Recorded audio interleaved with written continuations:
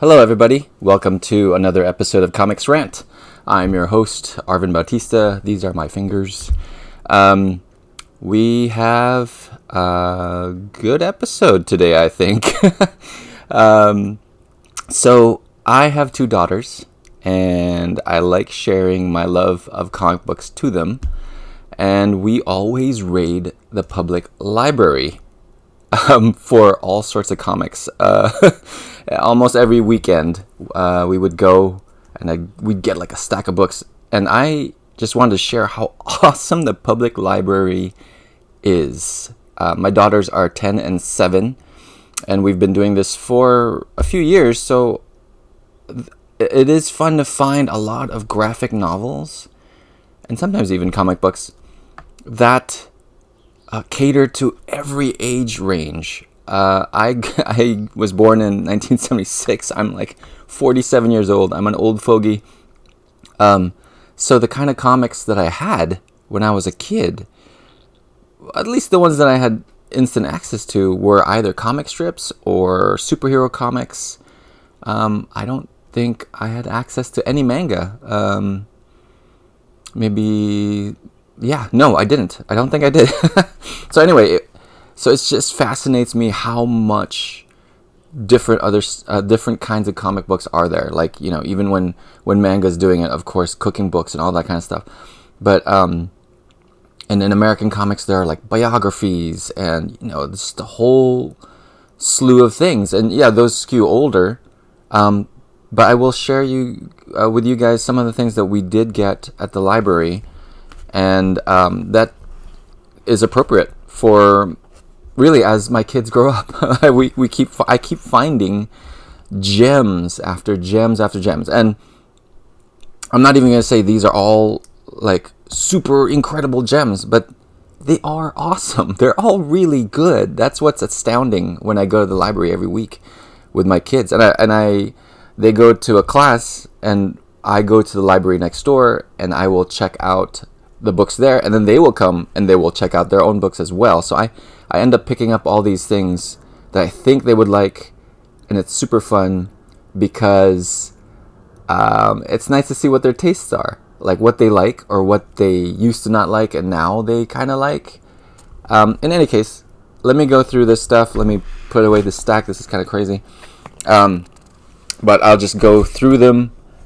From the pile. We get like giant piles of books, by the way. Like, we have a bigger bag. This is just a small portion of the books that we pick up, and my kids eat it up. It's awesome. And I say my kids, but I also eat it up. So I like pick out books for myself from the library, and I get to check out books that, you know, I wouldn't find in the comic book store, to be honest with you, right? Or I wouldn't be able to easily find in a bookstore, or would even try to look for. But because I have a certain target market I'm trying to hit, right, 10, 7-year-old, and so on as they age, I find a lot of great things out there that I don't usually hear about on comic book sites or anything, really. But of course, this is one of the bigger ones. This is Raina Telgemeier, who my kids love. They know her stuff from Smile, even Guts, and Ghosts. So she's adapting the novels that were written by Anne M. Martin. You know, those are classics, right? And I am always in awe of Raina Telgemeier. I mean, I love that she's kicking so much butt, along with like, is it Dave Pilkey of Dogman and Captain Underpants? I love that they're destroying the American comic book market. I think worldwide too. And I love how they can bust this stuff out, and they're just really great storytellers. It's very clear, very easy to follow. It's appealing style, right? It's easy to get into, and it's one of the ones. And it also, well, with Telgemeier, right, Babysitters Club, it's a little older, right? The story is a little older, kind of tweeny, which my daughter is about to get into. So it's kind of nice. These stories are kind of nice for her to read about these girls growing up and bonding and all that kind of stuff. I mean, there's also other books that we've returned that deal with a lot of other things. I think the Babysitters Club might have something like that. But, they come from different family backgrounds. They might be missing parents, single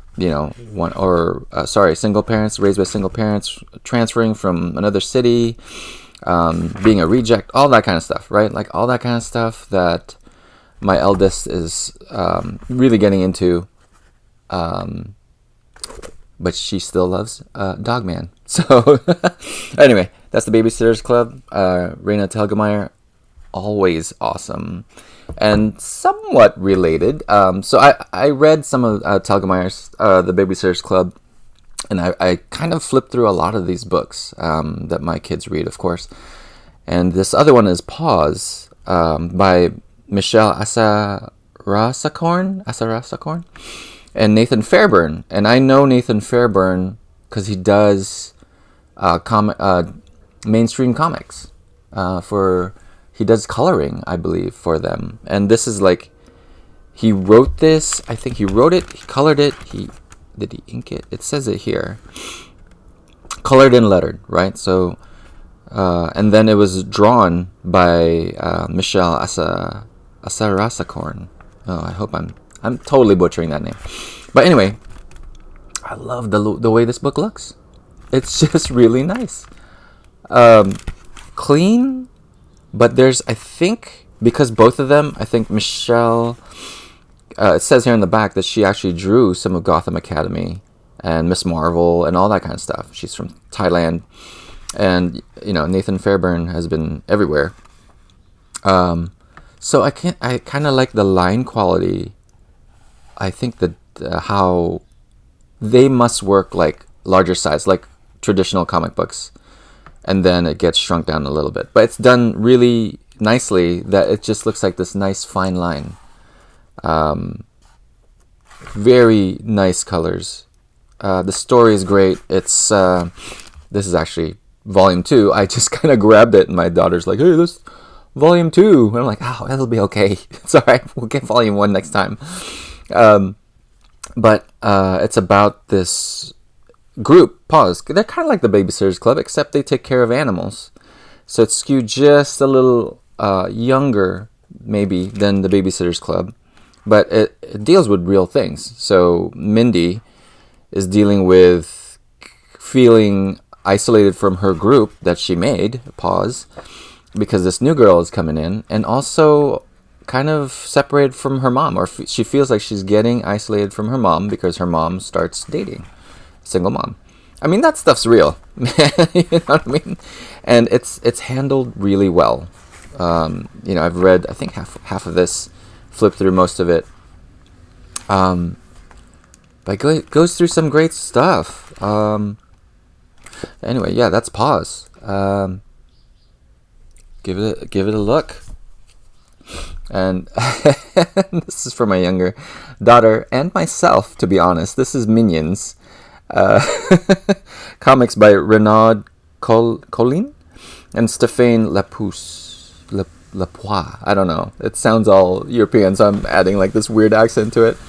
Anyway, the style is fantastic. It's all wordless comics. I mean, yeah, puff and exclamation points and X's. So when my daughter was younger and she had a harder time getting into reading, I would find books like this for her. And, I love books like this. So it's actually for me too. My daughter, my older daughter, she just loves to read. So she can read chapter books. She still loves graphic novels, of course. But she's a reader. So words are not a problem. She just kind of blazes through a lot of these things. But for my youngest, I'm trying to get her into this. And now that she's older, she is now, maybe not as crazy as my eldest, who just reads, is a super reader. But I think I am transforming my youngest into a super reader too. They do love flipping through these books. Anyway, the artwork is stunning. Really funny gags per page, right? Great, like, splash pages and fun to look at, very colorful. Great stuff. And there's a bunch of these books. I think she picked out one of them when it was like comic book day, and I bought her one of these. I mean, the style is fantastic. You know, I'm not in the know of all these things. I just know what I like, and that's what I pick up. Anyway, Minions. And here's another one, Star the Elephant by Remy Lai. And I believe I've seen a bunch of things from Remy Lai. I think she's pretty prolific. And she lives in this world of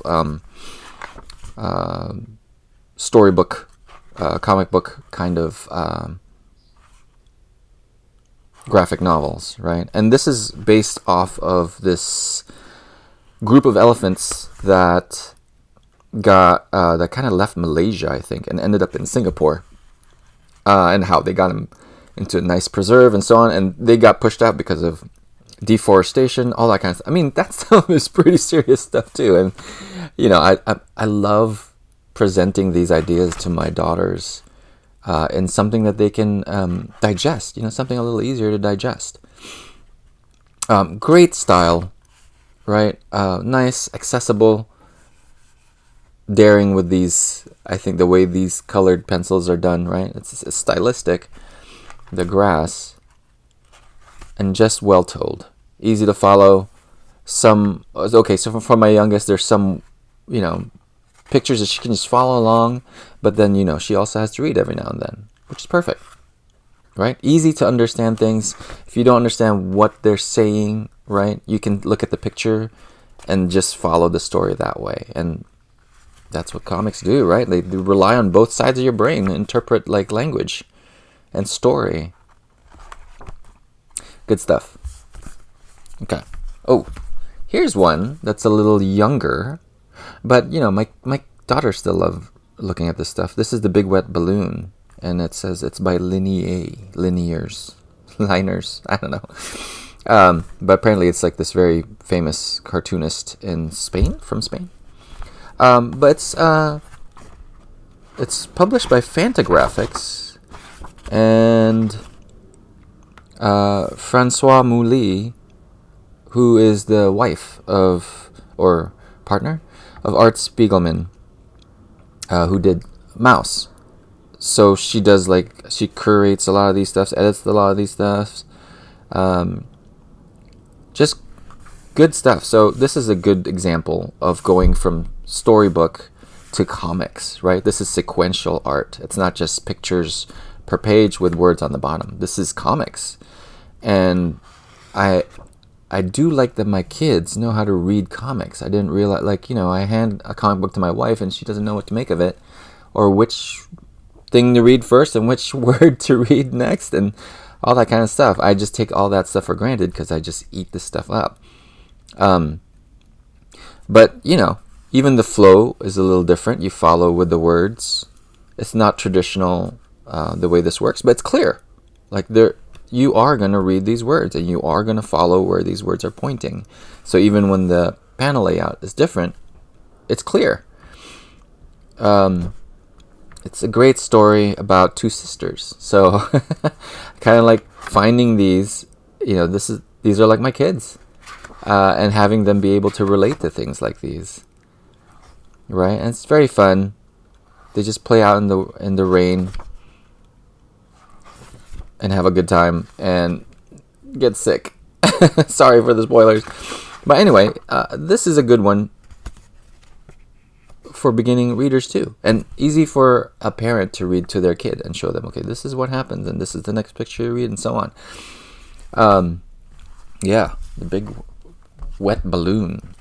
This is Wolfwalkers, based off the movie that is streaming, I think, on Apple TV. I have not seen it, but I love this studio's work. But it's done by the creators, so it's Tomm and Maria Pareja. But they've done like Secret of Kells and you know, all these other movies. Great looking, fantastic looking movies. My eldest has read this. I think it may have proven a little harder for my youngest to get into, maybe because of this intro. But she has flipped through it and looked through it here. And I think I wanted to bring this out because there have been a few movie adaptations I've seen of animated films. There's a bunch of Disney ones in comic book format that I feel didn't really take advantage. It's very glary. Take advantage of it being a comic book, and yeah, that is hard for sure. What I mean is, like, in certain comic books, they'll just take the panels, like a screenshot of the movie, and then arrange them in panels, right? So it's a little boring in terms of arrangement, but this does not do that, right? Just right here, like, there's already a close shot of the axe of the man, and then a further shot. And here's one of the things that kind of stands out to me. That's like, ooh, trying something different. Even this, right? They're jumping out of the panel. They're jumping to you. This doesn't happen in the movie, right? They're not jumping out of the panel. But there's an awareness of comics as a format that's different from movies. And I love that. Here's another one. Where's the obvious example? I mean, you can see as I flip through this, it's not just one-to-one. Stuff like this, right? It's like an exploding panel. It's like an action line that you see in comics all the time. But if you were just taking film stills and putting them in, in print, you wouldn't think to do this. And I have a feeling maybe some of these are like redrawn. They're not exactly stills, but I could be wrong. Or they have access to the art so they can rearrange it better. This bird flies in, grabs the thing. Just gorgeous looking. I mean, there's that technique again being put in there. Long shots, right? It's purposeful.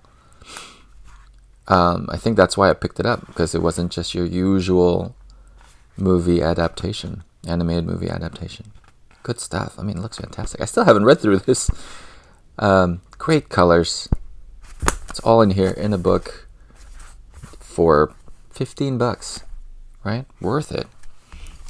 Okay, we're starting into some comics that I picked kind of for myself and for my kids. My daughter will read a lot of these epic style comic books nowadays, which is cool.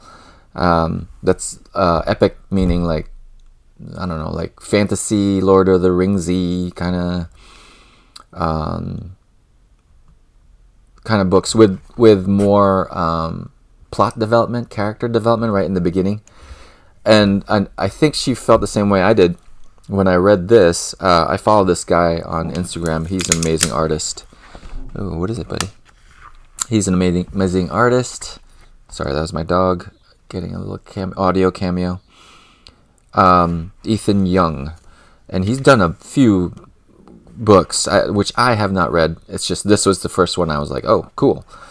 And it's got this Miyazaki influence, Avatar influence. What else? Not the James Cameron movie, the cartoon. Studio Ghibli influence, right? But he draws like a maniac. So, I'm like, yes, this is awesome. Lots of great stippling, hatching work, ink, heavy on inks, right? A lot of backstory in this beginning, so I think my daughter and I felt the same way, like, oh, okay, so there's more of a build.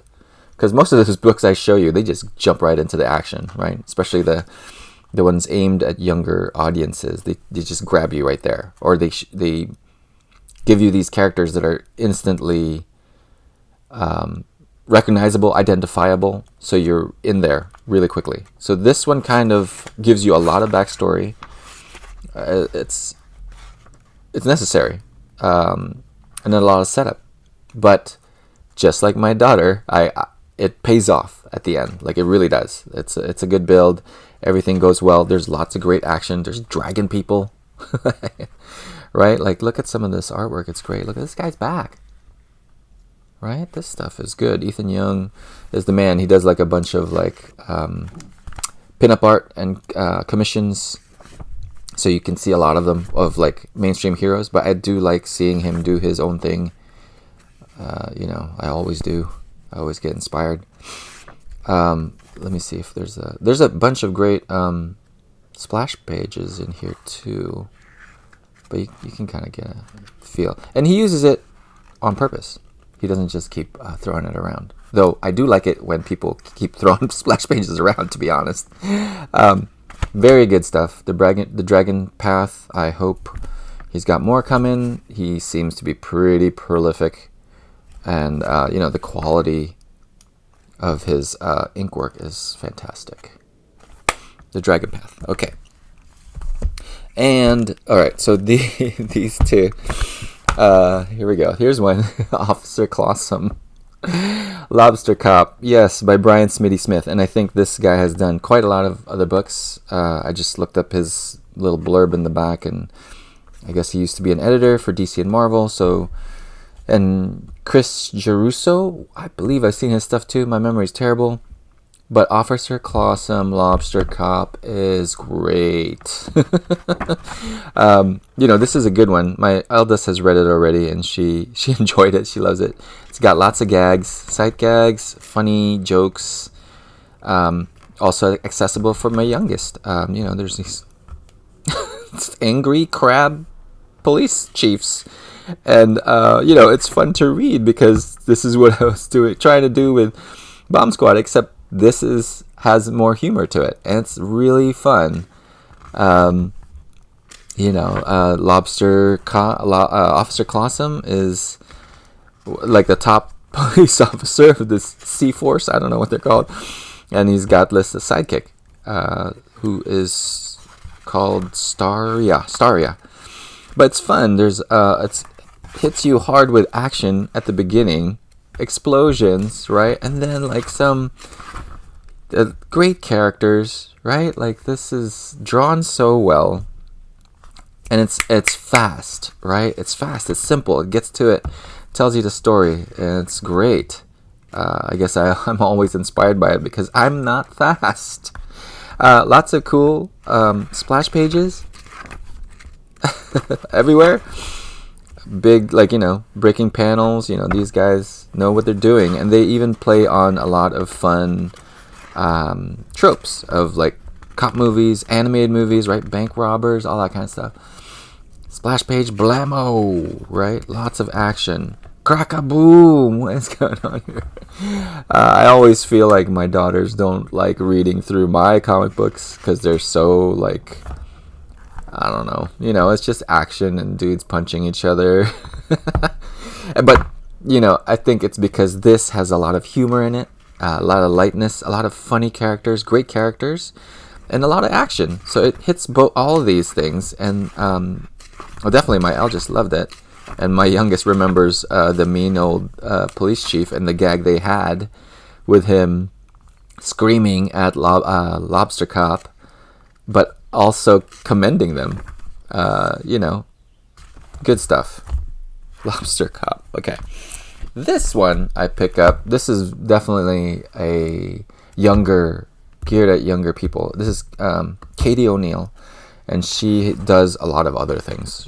She has her own, I forgot what the name is of her more popular IP, right? Her line. Oh, I might say it back here. Dragon Society. There we go. So this is a children's story. Her target market is different. It looks great, right? She has this very nice painterly quality, but she presents it as a comic book. So yeah, it's like a storybook. It's really a storybook story, but she will do these sequences next to each other, and I think that stands out for me a lot different. It makes me gravitate towards it a lot more. And my kids read it. What's weird is they don't actually look for her stuff. I'm like, this is the best stuff. Take a look. Because I've tried to get them to read Dragon Society, but maybe they just weren't into it. But this one, they like this one. My youngest liked this one. It's great stuff. Just look at this stuff. All right. Let's put that away. Dewdrop. And lastly, this book is for me. Batman Universe. There are a lot of mainstream comics in the library, by the way, that I would just pick up and read. A lot of adult ones, adult titles, and so on. But there's just a lot of comics in the library that you can readily borrow if you have access to one, and it's free. And the authors will still get some form of royalty because the library still has to buy these things. Anyway, let's get to this one. Batman Universe, Brian Michael Bendis and Nick Darrington was in a bunch of anthology books. They were like 100-page giants. I think it must be the Batman 100-page giant, where DC was trying to put comics into grocery stores, into Walmart, really, I think was the main one.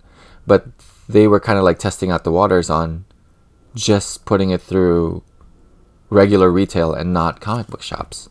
Anyway, it gets collected. It's a win-win for everybody because comic book shops will still be able to sell the collected version of it, right? With just this short set of stories that was in the anthology. Oh, the anthologies were also had reprinted stories that are more modern, like at least from the 2000s, of Batman. Excuse me. In any case, back to this story. I really enjoyed it. Nick Darrington is an awesome artist, and I love the way he depicts all the DC characters, really. I don't think there's ever a fail in any of his drawings. Well told, well composed images, and he knows when to bust out splash panels or not, right? He's very good at telling things in sequence. Opening splash panels, ending splash panels, or full page. There you go. 2-page spread of Gorilla City. And he does these things where it's like sequences of Batman running through. And I always find sometimes Brian Michael Bendis' script can get wordy, but he does a good job of managing that. And I don't know if that's something that is easily noticeable, or is something that people look at in comic books, but I appreciate how he lays it out. So, like, this kind of banter back and forth, he can spread throughout this page, and it's really fun to look at, but not feel cluttered. Probably Bendis knows that, so he just plays to it. In this story, Batman basically goes everywhere in the DC universe. It's a lot of fun. He gets to meet everybody. It's like Brave and the Bold. Green Lantern's there. And they're all really fun little segments. The only thing that I'd say is because they were in an anthology, Bendis kind of had to... It's pretty well thought out. He kind of had to break up these stories into, 8 pages? In one of the anthologies, and then the person would have to buy the next one, and then another 8, and so on and so on.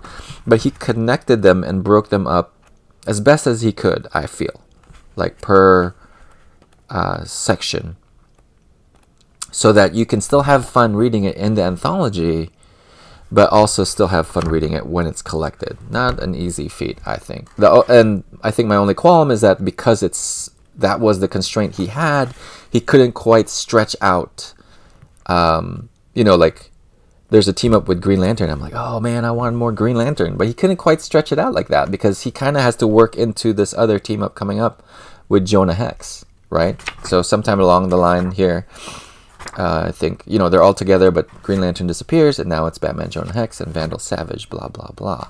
There's a lot of things going on. And he kind of, they both have to juggle all these things, Darrington and Bendis. Oh, here's another one. This one you always see on Twitter.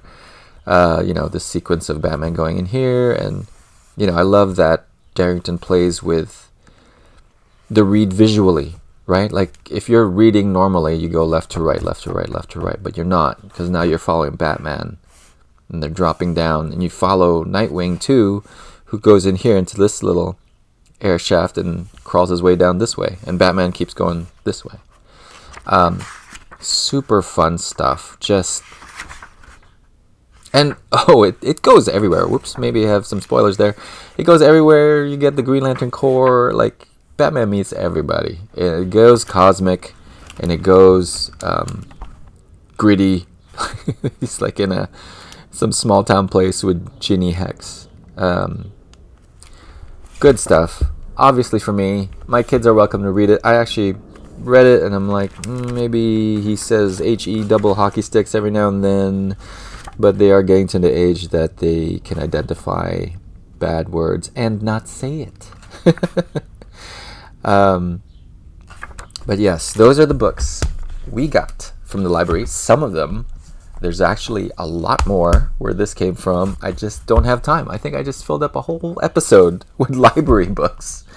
But please, this is the end of the episode, I think, but please go out to your local library, support it, go borrow some of this stuff, and like enjoy like how massive of a breadth of genres comic books can cover.